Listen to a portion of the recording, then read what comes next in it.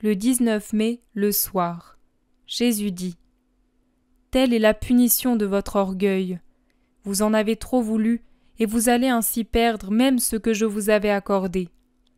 Les œuvres de l'intelligence et de l'esprit humain, dons que je vous ai faits, ces œuvres dont vous êtes si fiers sont réduites en poussière pour vous rappeler que moi seul suis éternel, moi seul suis le Dieu, moi seul suis moi.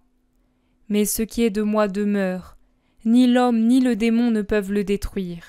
Aucun attentat, aucune ruse ne peut détruire ce que je fis et qui restera toujours pareil tant que je le voudrai.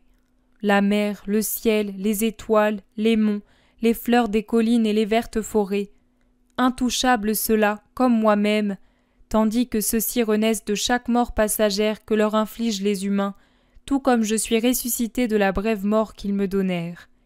Et les plantes arrachées, les herbes piétinées par la guerre reviendront à la vie, comme je les fis le premier jour. Mais pas vos œuvres d'art. Elles ne revivront jamais plus, les églises et les coupoles, ni les palais et les monuments dont vous vous faisiez une gloire, ces œuvres érigées au fil des siècles et détruites en un instant pour votre punition. Il en va de même pour les œuvres du progrès. Elles s'effritent avec votre stupide orgueil qui se prend pour un Dieu uniquement parce qu'il les a inventées, et elles se retournent contre vous, augmentant la destruction et la souffrance.